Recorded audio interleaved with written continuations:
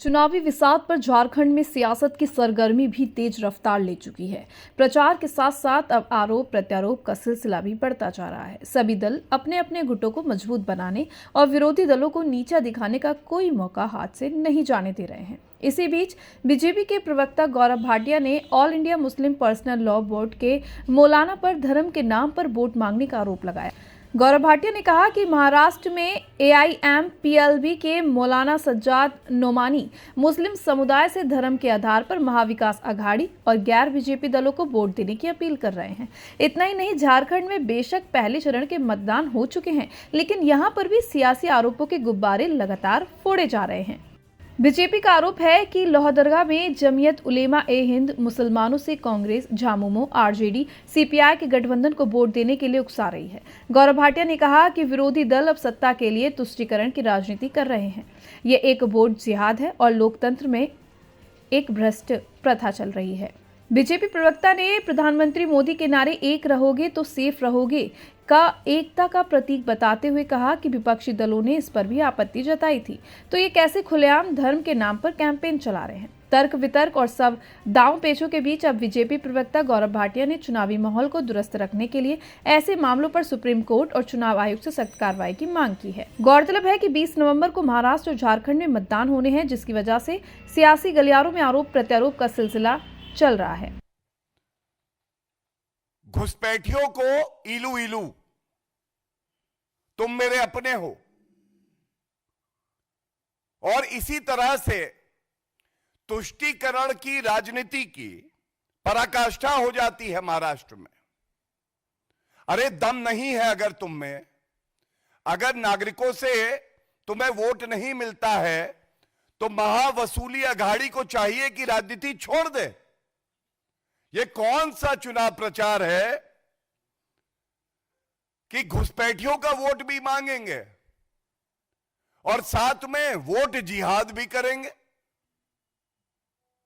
अरे आदरणीय प्रधानमंत्री जी ने एक सकारात्मक नारा दिया, एक रहोगे तो सेफ रहोगे। हर विद्वान व्यक्ति, छोटा बालक भी कहेगा यही मूल मंत्र है, देश आगे बढ़ेगा। सारे नागरिक एक हो जाओ। लेकिन इस पे आपत्ति दर्ज करी महावसूली अघाड़ी ने, इंडी अलायंस के घटक दलों ने, और अब जो खुद कर रहे हैं मैं आपके समक्ष रखता हूं।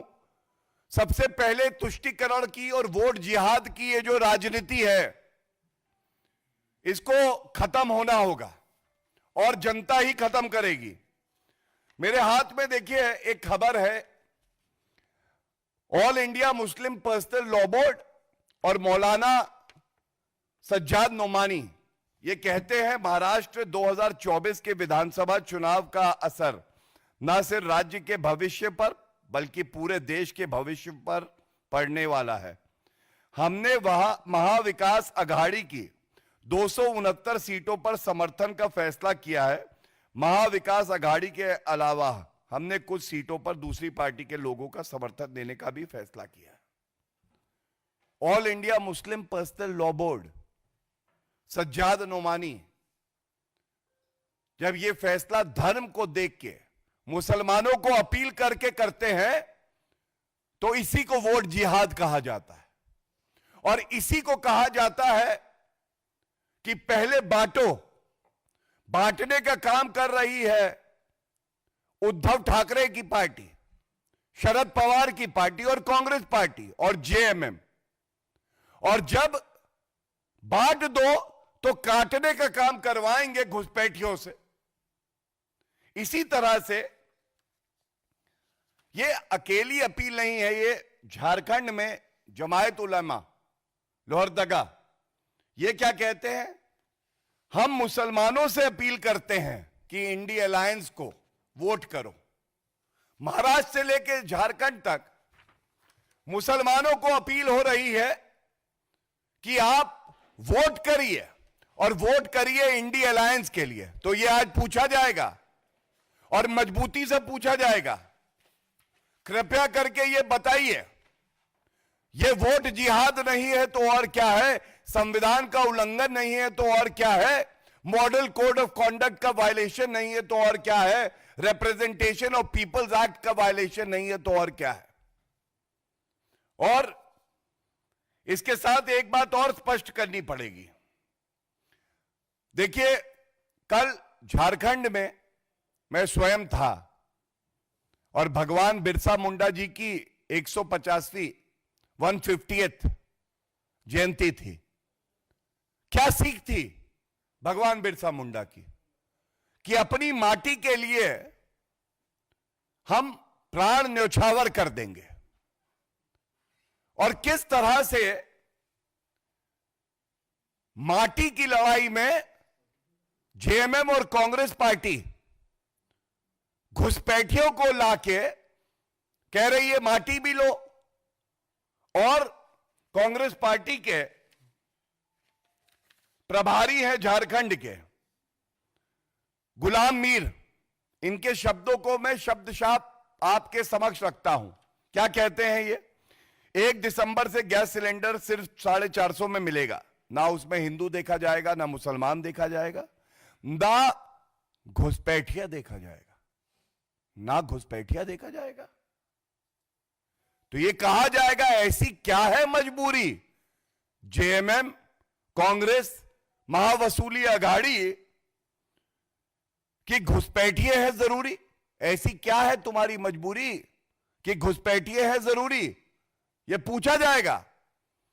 और मैं एक बात बहुत स्पष्टता से कह दूं, माटी की जब बात करते हैं, इसी तरह से महाराष्ट्र में भी वोट जिहाद के साथ एक सोच को महावसूली अघाड़ी आगे बढ़ा रही है।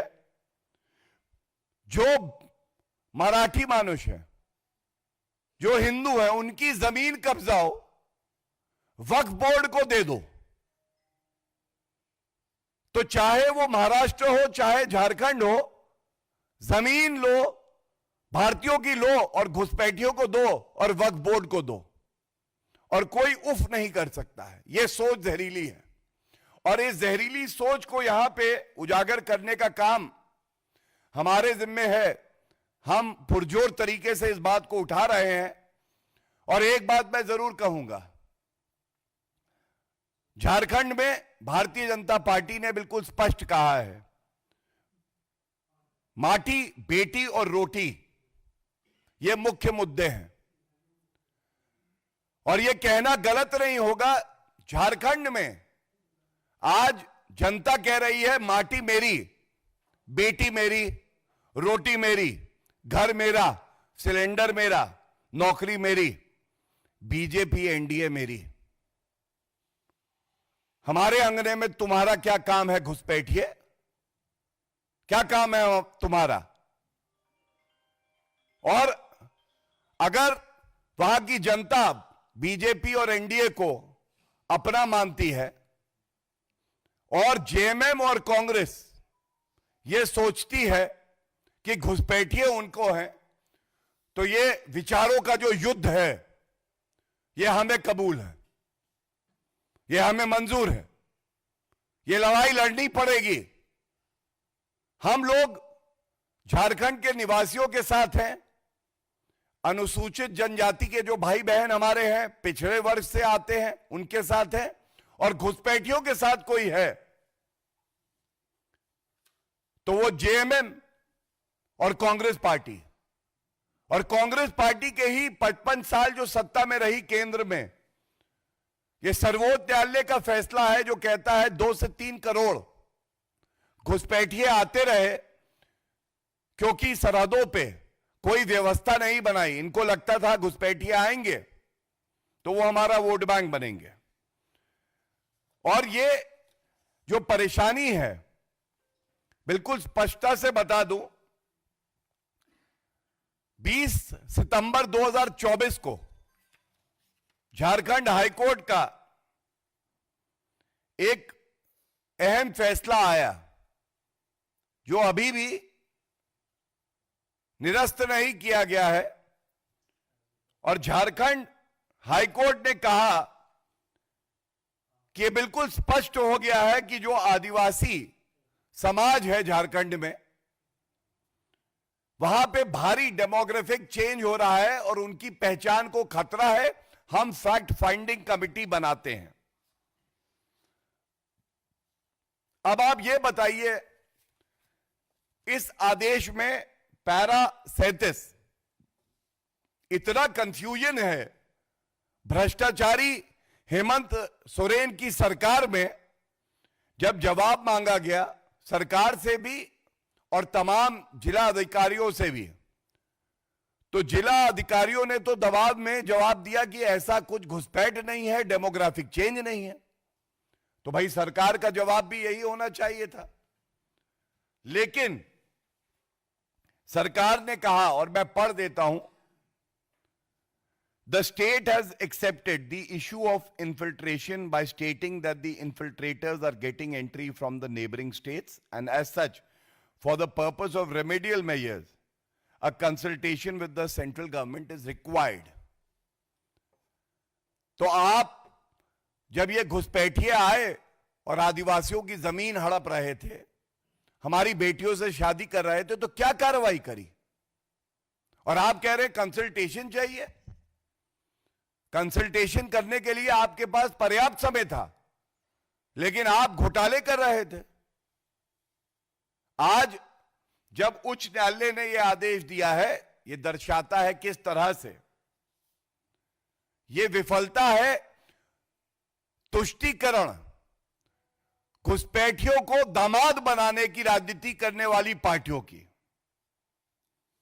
और इनकी सोच, जब उत्तर प्रदेश के मुख्यमंत्री आदरणीय योगी आदित्यनाथ जी कहते हैं बटोगे तो कटोगे, तो इनको बड़ी पीड़ा होती है।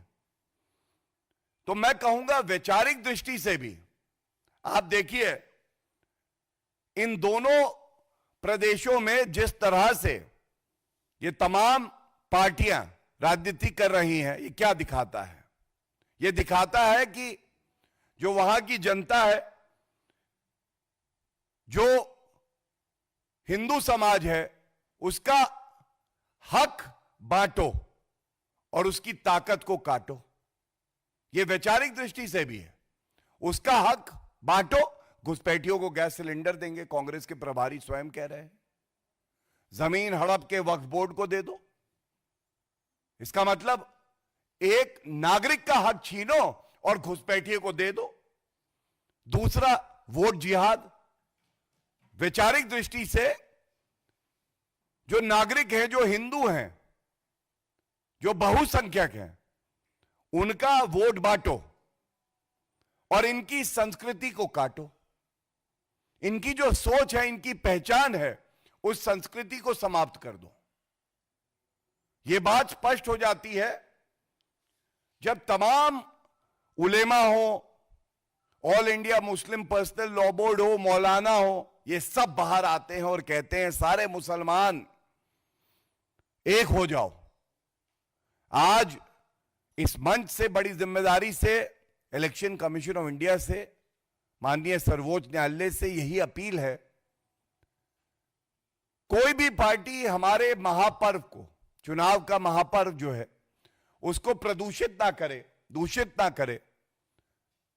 स्वयं संज्ञान लेके इनके खिलाफ सख्त से सख्त कार्रवाई होनी चाहिए।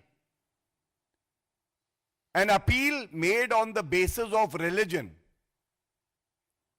amounts to corrupt practice, and it cannot be tolerated in a democracy like ours, where elections have to be as pure as Mother Ganges. And therefore, it's a very worrisome trend that we have seen, that for the lust of power, the Congress, Sharad Pawar ji and Uddhav Thackeray, all are ready to appease and adopt and say I love you to the infiltrators, to the illegal immigrants, because it doesn't matter to them that these illegal immigrants can be a threat to national security. One. Two, they will claim the resources that belong to the residents of our country, Maharashtra and Jharkhand particularly. And plus, they bring about a demographic change which will jeopardize the culture of these states and our country. So 3 points I've mentioned. But Rahul Gandhi is silent. Mallikarjun Kharge ji is silent. Sharad Pawar will not utter a word. Uddhav Thackeray is not speaking. Hemant Soren says, infiltrators are my brothers and sisters. और इसी बात पे मैं आपको एक news दिखाता हूं, बड़े ही प्रतिष्ठित अखबार की है, जिसमें लिखा है कि घुसपैठिए मुसलमान थे, लेकिन लोकल एडमिनिस्ट्रेशन के साथ के बाद उनके नाम बदल के उनको हिंदू लड़कियों का नाम दे दिया गया। मुसलमान घुसपैठिए आए, हिंदू नाम देके, और अवैध जो कार्य हैं वो किए जा रहे हैं। यह भी चिंताजनक है। इस पे कार्रवाई करने की जिम्मेदारी संविधान के तहत हेमंत सोरेन सरकार की थी। और इसके साथ मैं एक उदाहरण दूंगा डेमोग्राफिक चेंज का। साहिबगंज की आबादी जो है 1961 में 4,14,000 थी और मुस्लिम आबादी वॉज 20%, 20%। अब साहिबगंज की कुल आबादी 11.5 लाख है, जिसमें मुस्लिम आबादी 4 लाख पहुंच गई है, 35%। तो जो 20% थे वो 35% है, 15% बढ़े हैं। इसी तरह से पाकुड़ जिले के भी हैं, संथाल के भी हैं, परगना इलाके में भी ये जो घुसपैठिए आ रहे हैं, ये शातिर दिमाग वाले राष्ट्र की सुरक्षा के लिए खतरा है और हमारे जो जनजातीय समाज के लोग हैं उनके लिए खतरा है। लेकिन इनको शरण कौन दे रहा है? इनसे इलू इलू कौन कर रहा है? ये जेएमएम, ये कांग्रेस पार्टी।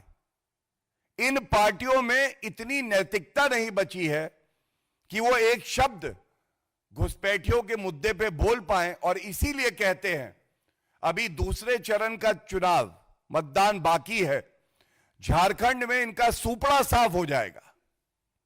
और यह चुनाव मैं बिल्कुल स्पष्टता से कह रहा हूं, जो झारखंड निवासी हैं बनाम जो घुसपैठियों के समर्थक हैं, उनके बीच में होने जा रहा है।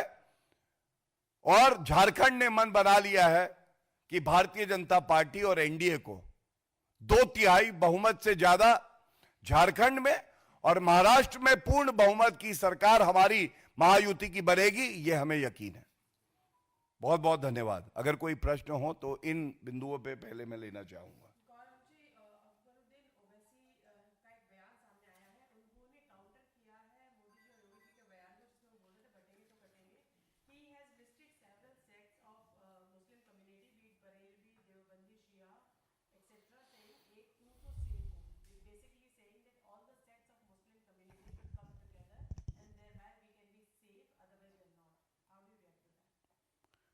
देखिए, अकबरुद्दीन ओवैसी वही है ना जिन्होंने कहा था 15 मिनट के लिए पुलिस हटा दो तो हिंदुओं को मजा चखा देंगे। और अभी कुछ दिन पहले उनको फिर से 15 मिनट की याद आ गई थी। तो उनको सिर्फ इतना कहना चाहूंगा, अच्छा ये होता, विधायक भी हैं, संविधान की शपथ ली है, एक भारतीय होने के नाते उन्होंने कहा होता कि एक रहोगे तो सेफ रहोगे। वो जो भारतीयता की पहचान है वो ना असदुद्दीन ओवैसी में है और ना अकबरुद्दीन ओवैसी में है। और यह इसलिए है कि उनकी रगों में रजाकारों का खून है। तो वो भारत की माटी से, भारत की मिट्टी से, यहां की संस्कृति से, यहां के नागरिकों को अपना नहीं मानते हैं। और इतना जरूर कहूंगा, योगी आदित्यनाथ जी अगर दहाड़ देंगे ना तो 15 मिनट की बात करने वाले 15 सेकंड में भाग जाएंगे। और उनकी राजनीतिक हैसियत क्या है यह हम सबको पता है। उनका ज्यादा जिक्र करके उनका कद नहीं बढ़ाना है, क्योंकि उनकी सोच को हमें मिट्टी में मिलाना है।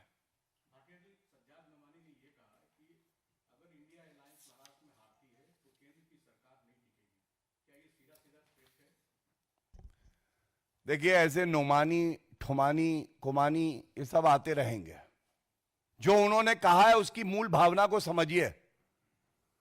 धार्मिक आधार पे वो कह रहे हैं कि वोट करना, और जब लोकसभा के चुनाव आए थे तो आदरणीय प्रधानमंत्री नरेंद्र मोदी जी ने हैट्रिक लगाई और क्लीन बोल्ड कोई हुआ तो वो नोमानी जैसे लोग थे, हिट विकेट कोई हुआ तो वो बालक बुद्धि राहुल गांधी था। ये सब भी एक हो जाए, इनमें इतना दमखम नहीं है कि नरेंद्र मोदी जी को हरा सके। और इस चुनाव में जब पुनः महाराष्ट्र और झारखंड में हम लोग अपनी विजय पताका को लहराएंगे, तो मैं आपसे बता रहा हूं ये लोग फैक्ट्री की जलेबी खाएंगे।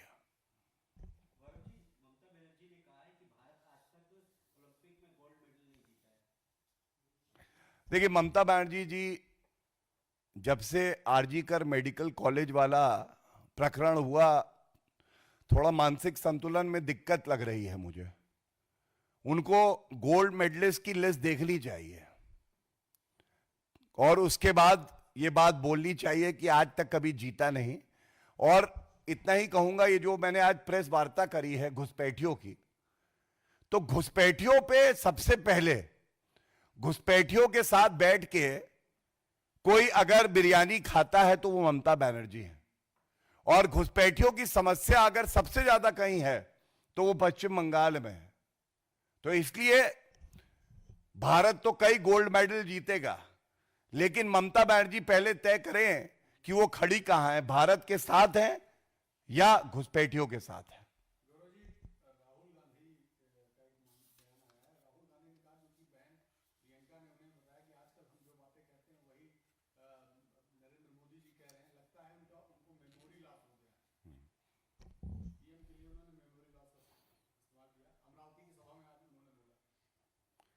देखिए, ऐसा है कि इतने बुरे दिन किसी नागरिक के, किसी नेता के, चाहे वो किसी भी स्तर पे हो, जिला स्तर पे भी हो, नहीं आएंगे कि वो राहुल गांधी और प्रियंका गांधी वाड्रा से सीख लेगा।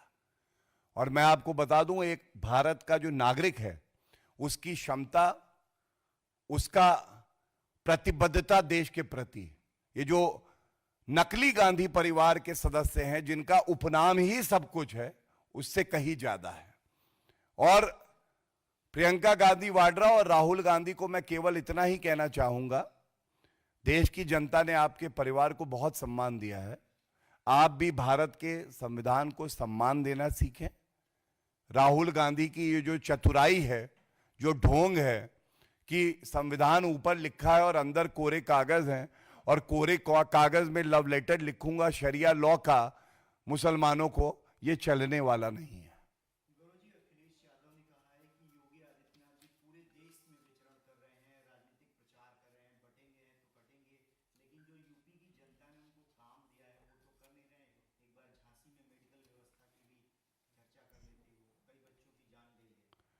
नहीं, वो बहुत ही दुखद प्रकरण है। और उत्तर प्रदेश की सरकार और आदरणीय मुख्यमंत्री योगी आदित्यनाथ जी ने संज्ञान लेते हुए सभी उचित जो भी कार्य होने थे वो कर रहे हैं।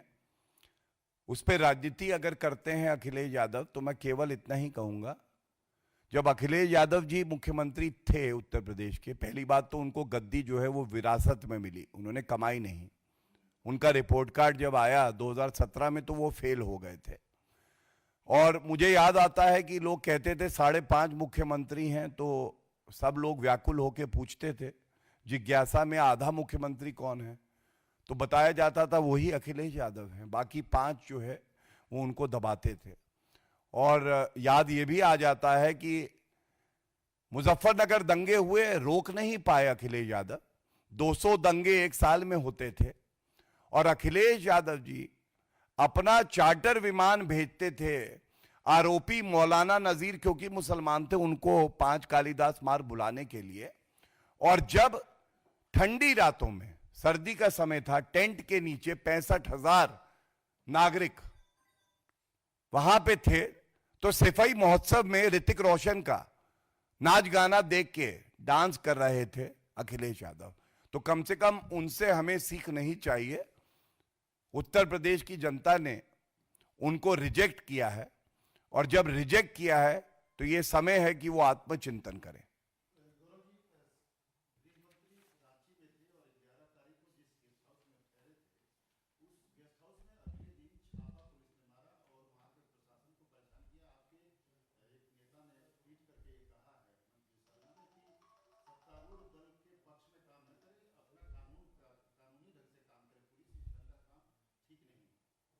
देखिए, क्योंकि आप सही कह रहे हैं, मैं खुद था झारखंड में, जब विपक्षी पार्टी, केंद्र की विपक्षी पार्टियों के हिसाब से कह रहा हूं, जैसे जेएमएम है या और किसी प्रदेश में पुलिस का दुरुपयोग करती है, भाजपा के नेता हों, एनडीए के नेता हों, उनके खिलाफ एफआईआर करती है, रेड करती है, तो कोई नहीं कहता ये पॉलिटिकल वेंडेटा है, ये दुरुपयोग है पुलिस का, जांच एजेंसियों का।